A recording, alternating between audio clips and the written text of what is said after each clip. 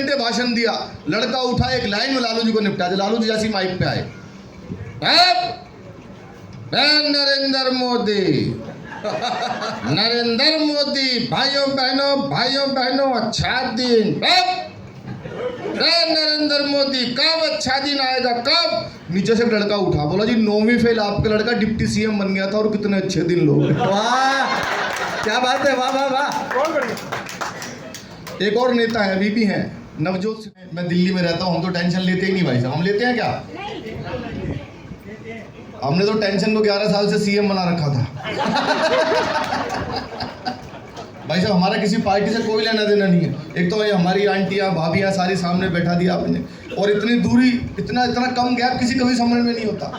श्रोता बहुत दूर होता है, मतलब पिटने के पूरे चांस हैं। बहुत सोच समझ के बोलना पड़ेगा क्या बोले। और ये बहुत अच्छा किया आपने, क्योंकि अग्रवाल साहब हैं सर, अग्रवाल तो होते ही माइंड से ब्रिलियंट है। अग्रवालों को जितना दिमाग किसी में नहीं होता। देखो अगर खचाखच होल भरना हो तो क्या करो, होल छोटा करो।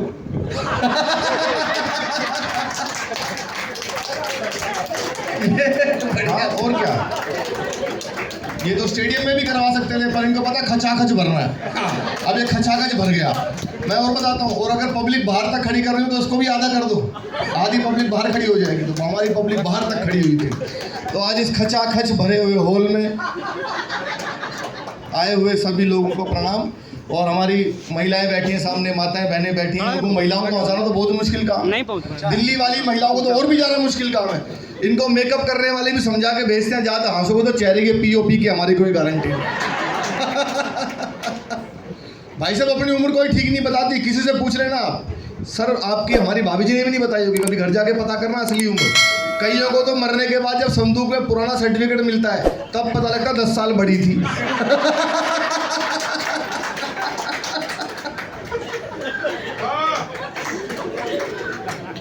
केजरीवाल जी थे और क्या। हाँ मतलब वैसे वाले नहीं थे भाई साहब 12 साल से एक ही काम था, सुबह उठते थे एक ही। कल भी मेरे सपने में आए थे। मेरे सपने में सारे नेता रोज आते हैं, अभी भी आ रहे हैं लगातार। केजरीवाल जी तो बहुत आए, आपको पता है, वो तो मेरे सपने में ही बैठे रहते थे। भाई साहब कल सपने में आए थे, मैंने कहा सर दिल्ली में आप हार गए तो क्या कहना चाहते हो हम दिल्ली वालों को? जो उन्होंने जवाब दिया, मैं शुरू हो रहा हूँ, मुझे शुरू करना, सुन के बताना, बस आनंद आएगा बहुत। मैंने पूछा सर क्या हुआ?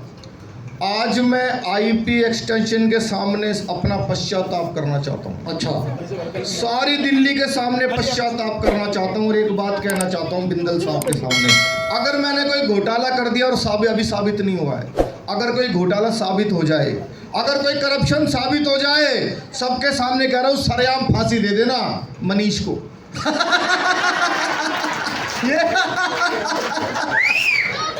ये बढ़िया था। सीटी सही टाइम। हाँ, मुझे सीटी किसी ने बजाई है? आपने बजाई? मेडिकल केस है। अच्छा, मनीषा के नाम पे तो बचती थी, मनीष के नाम पे पहली बार बची है। मैं चल के भाई साहब उनका एक ही काम था 12 साल से, सुबह उठते तो रोज एक ही डायलॉग, एक बार दिल्ली पुलिस मुझे दे दो ठीक कर दूंगा इसको। अच्छा, दिल्ली पुलिस भी यही कह रही थी।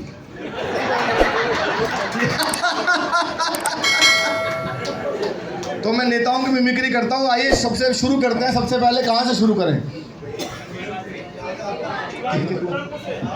ट्रंप से। ट्रंप ज़्यादा दिन का है नहीं वैसे मैं बताऊँ तो। मैं इन्वेस्टमेंट वहाँ करूँ जहाँ पे कुछ फ़ायदा हो। अब मैं दिन रात मेहनत करके बिंदल साहब ट्रंप की मिमिक्री करूँ और पता लगे फिर ट्रंप साहब चल दिए, तो मैं क्या करूँगा उनकी मिमिक्री करके। सबसे पहले शुरू करते हैं देश के सबसे ईमानदार नेता श्री लालू प्रसाद यादव जी। सबसे ईमानदार। भारत में जिसने भी किसी ने हंसाया है उसने लालू जी पे जरूर हंसाया है। यानी जितना वो हमारे काम आए उतना देश के नहीं आए।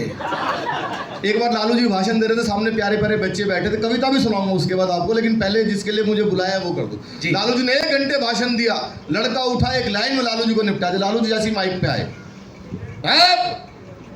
नरेंद्र मोदी, नरेंद्र मोदी, भाइयों बहनों अच्छा दिन, नरेंद्र मोदी कब अच्छा दिन आएगा कब? नीचे से एक लड़का उठा, बोला जी 9वीं फेल आपका लड़का डिप्टी सीएम बन गया था और कितने अच्छे दिन लोग। वाह क्या बात है, वाह वाह वाह। एक और नेता है, वीपी हैं नवजोत सिद्धू सरदार जी खड़े हैं साहब, मैं और शंभू हम लोग लाफ्टर में थे। हम लोगों को माइक ले जाके रखना होता था, सिद्धू जी को हंसना होता था, पर वो हमसे पहले ही शुरू हो जाते थे। एक नया लड़का है, उसने जैसे ले जाके माइक रखा, गुरु मैं कहता हूँ तुझ में वो बात है, तू ही है जो सागर को नदी दशक को सदी बना देगा। वाह माय डियर फ्रेंड, तुझ में वो कला है, नदियां नाले पर्वत झरने का अगर सागर। बंदा डर गया, बोला जी माफ करो मैं तो माइक टेस्ट करने आया था। वाह ये बढ़िया था भाई।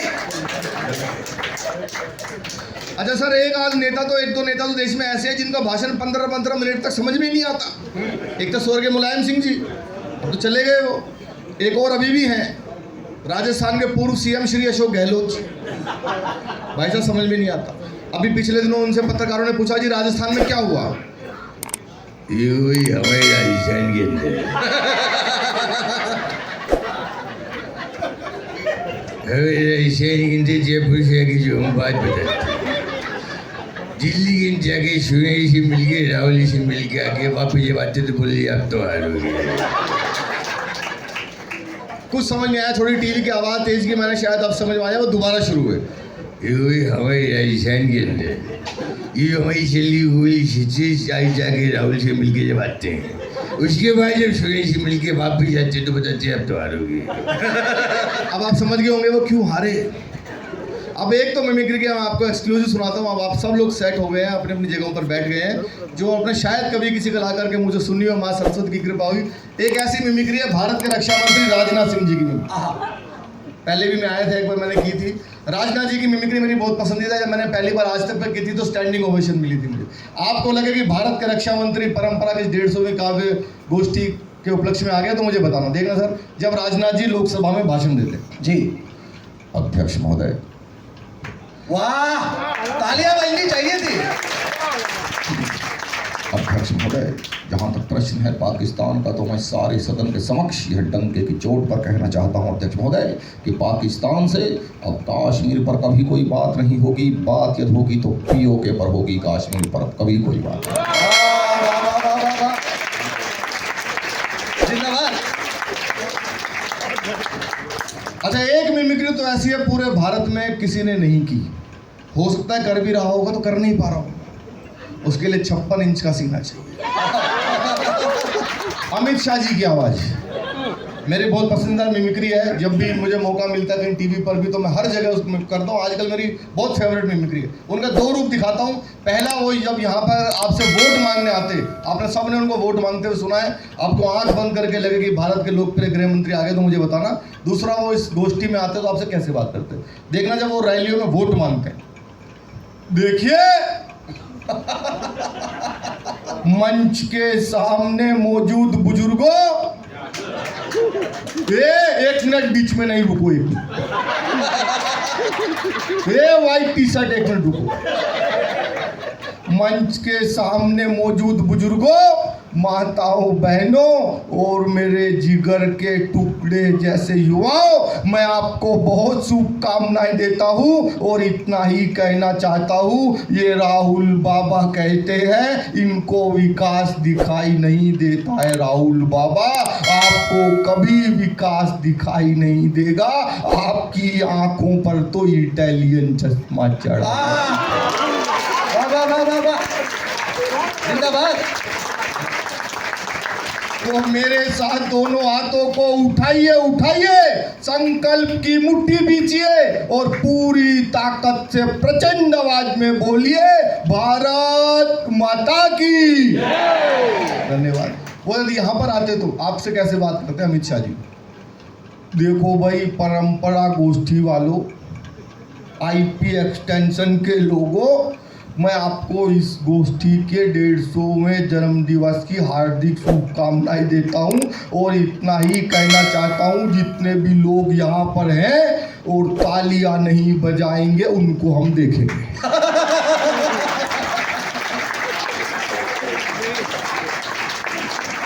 वाह। हम तो सब सनातनी हैं, तो हमारे सनातन में जब कोई यज्ञ होता है, अनुष्ठान होता है, उसमें जब तक पूर्ण आहुति ना डाले तो यज्ञ संपन्न नहीं होता, संपूर्ण नहीं होता। ऐसे ही नेताओं की मिमिक्री करो और उनकी ना करो तो मिमिक्री का यज्ञ कभी संपन्न नहीं होगा। देश के बहुत बड़े नेता युवा दिलों की धड़कन, यूथ आइकॉन, हमारे बड़े भाई श्री राहुल गांधी जी। क्या बात है, क्या सम्मान है। भाई साहब आप ऐसे मजाक नहीं उड़ाओगे, कॉमेडी में मेरे सीनियर हैं वो। ये बढ़िया। मेरे सीनियर हैं भाई। मैं तो 12 देशों में गया हूँ परफॉर्म करने, वो हर महीने कहीं ना कहीं परफॉर्म करते हैं और मुझसे अच्छा परफॉर्म करके आते हैं। अभी मलेशिया गए हुए परफॉर्म करने। आजा बेटा, मेरी कुंडली के दोष। हाँ, ये मेरी कुंडली में लिखे हुए हैं विघन। राहुल जी का नाम लो और कुछ विघन ना आए तो ऐसा कैसे हो सकता। आज मेरा सम्मान करोगे क्या भाई साहब? सूखा सूखा।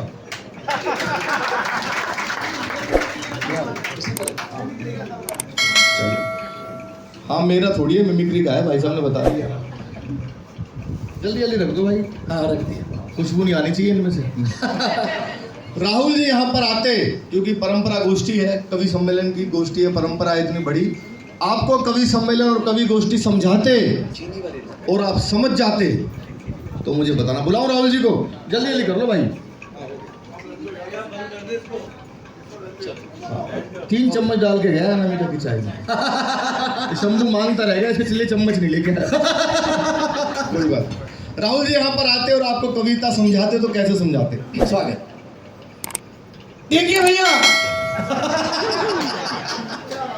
ये जो कविता है, पोइट्री, शायरी, ये क्या है? ये गोदी मीडिया आपसे छिपा रहा है भैया। अच्छा, मैं बताता हूं। कल मैं हरियाणा गया, हरियाणा खुद गया सेल्फ। एक किसान आता है, फार्मर, मुझसे कहता है राहुल जी ये क्या हुआ? मैंने पूछा व्हाट? बोला बारिश आई और मेरी फसल नष्ट हो गई। बारिश आई, फसल गई। मैंने उससे पूछा खुले में क्यों बोते हो?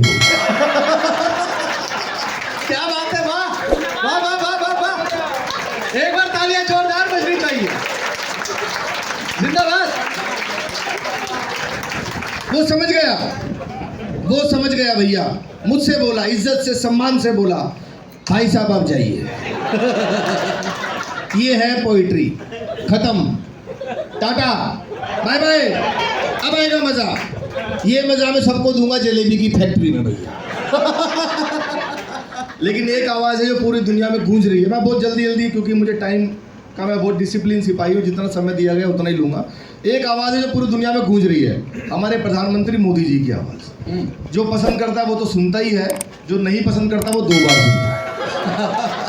हाँ, चाइना गया था भाई साहब प्रोग्राम करने, गुंजाओ में। उनको इंग्लिश नहीं आती तो बेचारों को हिंदी कहाँ से आएगी, पर भाइयों बहनों पे उन्होंने भी ताली बजाई। ये मोदी जी का हो रहा है भाई साहब। अजीबोगरीब लोग हैं चाइना वाले। मेरे को पानी मांगना था, उससे इंग्लिश में पानी मांगा तो उसने दिया नहीं। लड़की खड़ी थी पानी लेके, हिंदी में मांगा, हिंदी में भी नहीं दिया। इशारा किया, इशारा भी नहीं समझते। मैंने कहा हमारे हरियाणा में आओ, आधा किलोमीटर दूर से एक्सप्रेशन देख के बता देंगे माचिस मांगने आ रहा है।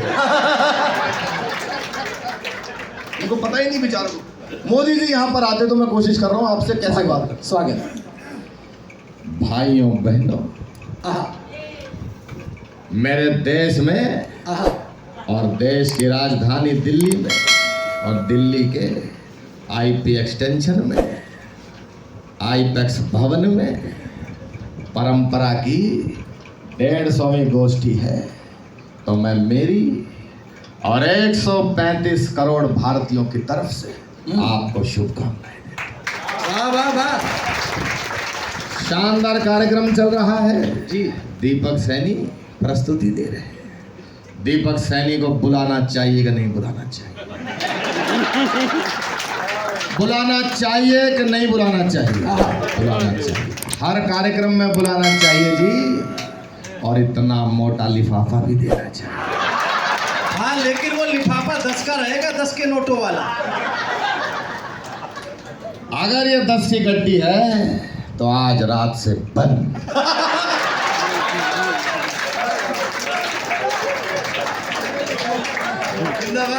बहुत सारे नेता हैं, लगभग जो पॉपुलर नेता हैं वो तो हो ही गए हैं। वैसे तो बहुत लंबी सीरीज है, 1.5-2 घंटे लग जाएंगे। पता नहीं कितने सारे नेताओं के, हरियाणा के नेता, एमपी के नेता, राजस्थान के, सबकी बहुत मिमिक्री की है। ये तो क्या नेताओं ने टेंशन दी हुई है, लेकिन कुछ लोग देश में ऐसे भी आए जिन्होंने नेताओं को टेंशन दी।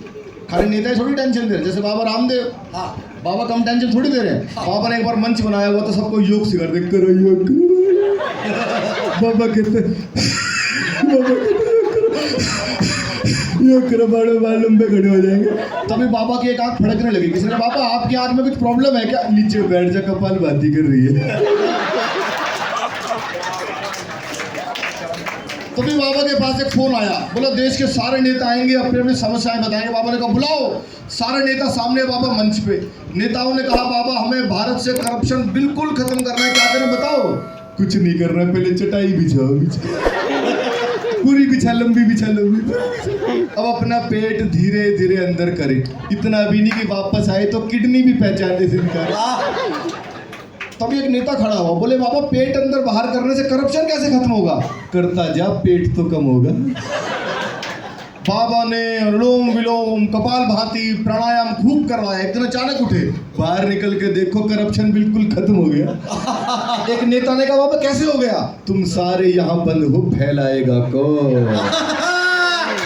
क्या बात है। अच्छा एक और बाबा, मैंने सबकी मिमिक्री की, एक और बाबा हमारे देश में दिनों बहुत वायरल हो गए। बाबा बागेश्वर वाले पंडित धीरेन्द्र शास्त्री जी। हम तो सनातनी, हमारा सपोर्ट तो है ही बाबा को, पर मिमिक्री तो होगी। भाई साहब बाबा पर्चा बना देते हैं पहले ही, कौन है, कहाँ से आया है, कब भरेगा, कब मरेगा, सब लिख देते हैं। अब मैंने सपने में देखा बाबा जी की कथा चल रही थी, सामने फंस गए दिल्ली के पूर्व मुख्यमंत्री श्री अरविंद केजरीवाल। भाई नेता हारने के बाद तो बाबाओं के पास ही जाएगा, क्या करेगा बेचारा। तो बाबा जी की कथा शुरू हुई, आपको लगे कि बाबा जी आ गए हैं, फिर मैं एक कविता सुनाकर अपना स्थान लूंगा। देखना राजेश भाई, आपको लगे कि बाबा बागेश्वर आ गए उनको। स्वागत। उनकी कथा शुरू हुई। जय श्री राम। जय श्री राम। इस पंडाल के अंदर हमको एक आदमी दिखाई दे रहा है जो नीली और ढीली शर्ट पहन करके बैठा हुआ है, वो आ जाए, उनकी अर्जी स्वीकार की जाए। क्या बात है। आज बाबा आईपैक्स भवन के अंदर सनातन के खिलाफ बोलने वालों को पटक के सनातन का झंडा ऊंचा करेगा। जय हो। अब सामने से आ गए, बाबा जी नमस्कार, मैं दिल्ली का सीएम था। क्या सवाल मन में लेकर के आए हो? बाबा ने पर्चा बना रखो तुम्हारा, पहले ही बताओ कौन सा पर्चा खोले। बाबा जी मैं दिल्ली का सीएम था, आज सारा पर्चा खोलेंगे। बाबा नक्कटा। बाबा जी मैं दिल्ली का सीएम था, एलजी मेरी बात नहीं मानता था, मोदी मुझे 26 जनवरी पे टैंक भी नहीं चलाने देता था। बाबा जी मैं दोबारा सीएम बनना चाहता हूँ। बाबा ने पर्चा बना रखो, देखो अपने बच्चों की झूठी कसम खाएंगे, अपने गुरु को लात मार के सीएम बनेंगे। नंबर एक विशेष समुदाय का वोट लेने के लिए चमचागिरी करेंगे, हिंदू पुजारियों को मंदिरों में सैलरी नहीं देंगे, तुम्हारी ठटरी बार दे बाबा। तो आए हाय।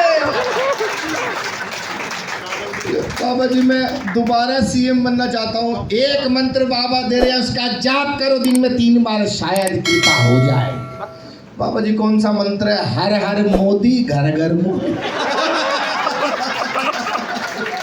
तालियां जरा पीछे तक भी हो जाए।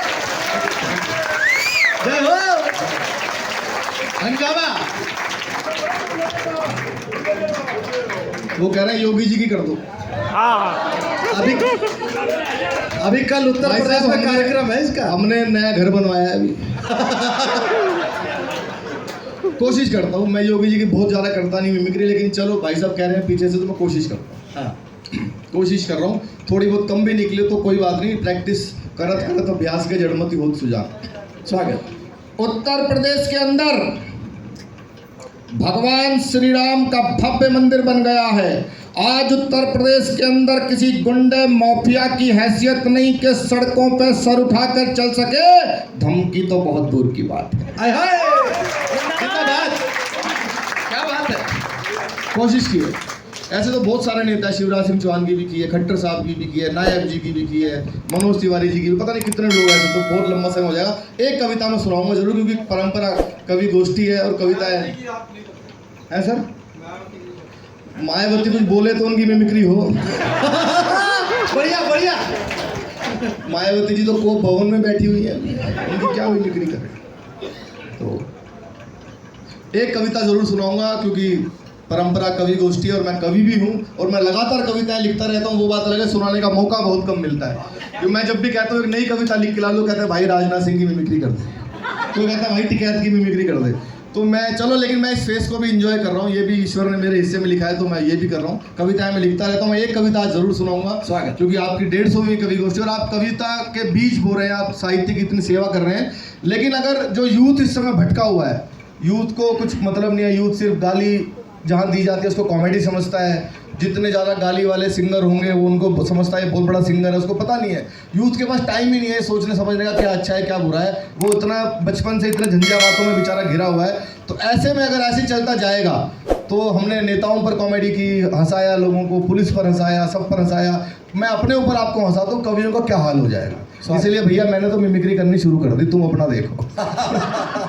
राजेश भाई देखना, अनामिका जी, क्या हो सकता है कि आने वाले समय में अगर ऐसे ही लोग कविता से दूर होते जाएंगे तो दिन क्या होगा। हालांकि कविता से दूर कभी हो नहीं सकते, जितनी आरतियां हैं वो सारी कविता है, भागवत गीता भी कविता है, रामायण भी कविता है, कविता से दूर हो नहीं सकते। पर कवि सम्मेलन का और वाले कवियों का क्या हाल हो सकता है। कल मेरा टेलीफोन बजा, अच्छा, कल मेरा टेलीफोन बजा, मैंने जैसे ही कॉल उठाया उसमें से एक बाला का मधुर स्वर आया। उसने पूछा दीपक सैनी बोल रहे हैं? मैंने पूछा कौन? बोली फौरन लीजिए लोन। मैंने पूछा कौन? बोली फौरन लीजिए लोन। अब पैसों के लिए मत निर्भर रहो किसी भी रिश्तों पर, लोन लीजिए आसान किस्तों पर। मैंने कहा इसके लिए मुझे क्या करना होगा? बोली बस एक फॉर्म भरना होगा, घर के कागज रखवा देना, या किसी पढ़े लिखे कवि का अंगूठा लगवा देना। घर के कागज रखवा देना या किसी पढ़े लिखे कवि का अंगूठा लगवा देना। मैंने कहा ये सब हो जाएगा, पर लोन कितने का पास हो पाएगा? बोली सर वैसे तो हमारा बैंक कवियों को 500 रुपए तक लोन देता है। सर वैसे तो हमारा बैंक कवियों को 500 रुपए तक लोन देता है, पर कोई टीवी पर आ चुका हो तो 700 भी ले सकता है। मैंने कहा जी मैं टीवी पर आता हूँ, अनेक कार्यक्रमों में जाता हूँ, मेरा 700 रुपए का लोन पास करा दो। बोली गारंटी किसकी? मैंने कहा शंभू जी की। बोली सर इनकी तो खुद ही राह भटकी पड़ी है, 300 रुपए लिए थे, 50-50 की 3 किस्त अटकी पड़ी है। मैंने पूछा राजेश अग्रवाल जी की चलेगी? बोली सर हमारा बैंक इतना रिस्क नहीं ले सकता, राजेश जी ने शंभू की दी हुई है। एक आदमी 2 की गारंटी नहीं दे सकता। मैंने पूछा लोन नहीं देना था तो फोन क्यों करती है? बोली सारे कवि डिफॉल्टर हो तो इसमें मेरी क्या गलती है। बस कवियों को डिफॉल्टर सुनते ही रिसीवर मेरे हाथ से छूट गया, मैं नींद से जागा, सपना टूट गया, बिस्तर पर आंखें मलता हुआ सोचने लगा यदि ये फूहड़ कार्यक्रमों का दौर ऐसे ही चलता जाएगा तो अच्छे कवि को 500 रुपए लोन मिलना तो दूर, लोन के लिए फोन भी नहीं आएगा। वाह वाह वाह। और अंत में 4 पंक्तियां सुनाकर अपना स्थान लूंगा, क्योंकि आपका जो उद्देश्य है राजेश जी, जैसे लगे रहते हैं सारे इस पूरी परंपरा के लिए। आजकल हम कवि सम्मेलन के जरिए हम हिंदी की भी सेवा करते हैं, और हिंदी का जो ये हाल पिछले कुछ सालों में हुआ है वो किसने किया है? वो हमने ही किया है, कोई बाहर से फॉरेन से कोई नहीं आया। तो एक 4 पंक्तियां सुनाकर मैं अपना स्थान लूंगा। अंग्रेजी में बजाते गाल पीटते हैं थाल, हर बात अंग्रेजी में ही जमा रहे हैं। चौथी पंक्ति आपको कड़वी और सच्ची लगे तो मुझे तालियों से विदाई देना। अंग्रेजी में बजाते गाल पीटते हैं थाल, हर बात अंग्रेजी में ही जमा रहे हैं। धन्यवाद और याचना भी अंग्रेजी में ही, क्षमा तक अंग्रेजी में ही थमा रहे हैं। हाय बाय होती अंग्रेजी में ही सारा दिन, बचपन अंग्रेजी में ही समा रहे हैं। बचपन अंग्रेजी में ही समा रहे हैं, और हिंदी से किया है विश्वासघात उन्होंने ही, रोजी रोटी यहाँ हिंदी से जो कमा रहे हैं। बहुत बहुत धन्यवाद। अगर आपको पसंद आया तो दोनों हाथ ऊपर उठाकर